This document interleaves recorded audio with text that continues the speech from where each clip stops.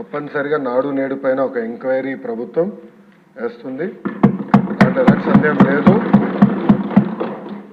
Agreements ఏంటి, గతంలో ఎవరికి ఇచ్చారు ఈ వర్క్లు, ఎందుకు పనులు సరిగా జరగలేదు, నాసరికైన పనులు జరిగినాయి అనేది పేపర్లో కూడా గతంలో వచ్చింది. దానిపైన తప్పనిసరిగా ఎంక్వైరీ చేస్తాం. రెండోది సాంబశివరావు గారు చెప్పినట్లు ఫేజ్ 1లో కొన్ని భవనాలు కట్టారు, కానీ అది మూసేశారు, అంటే వాడట్లేదు. ఏకంగా స్కూల్స్నే మూసేసే పరిస్థితికి వచ్చారు.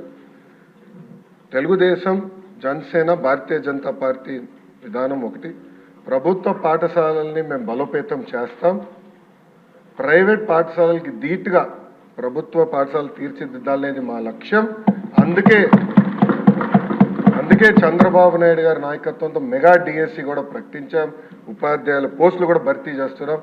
నెక్స్ట్ ఇయర్ ఏదైతే స్కూల్ ఓపెన్ అయ్యే సమయానికి ఉపాధ్యాయులు కూడా పకడ్బందీగా మేము ఏర్పాటు చేస్తాం. దాంతోపాటు రాజుగారు ప్రధానంగా ప్లే గ్రౌండ్స్ ఏర్పాటు చేస్తే బాగుంటుందని కోరారు. ఉపాధి హామీ పథకంతో అనుసంధానం చేస్తాం. పవనంతో నేను చర్చిస్తాను. ఆయనతో పాటు మన స్పోర్ట్స్ మినిస్టర్తో కూడా ఆల్రెడీ డిస్కషన్ చేశాను. ఇంటర్ స్కూల్ కాంపిటీషన్ ఎట్లా పెట్టాలి, ఇంటర్ డిస్ట్రిక్ట్ కాంపిటీషన్స్ ఎట్లా ఏర్పాటు చేయాలి, కేవలం స్పోర్ట్సే కాదు ఆర్ట్స్ అండ్ క్రాఫ్ట్స్ని ఎట్లా ప్రోత్సహించాలి అని దానిపైన మేము కూడా డిస్కస్ చేస్తున్నాం.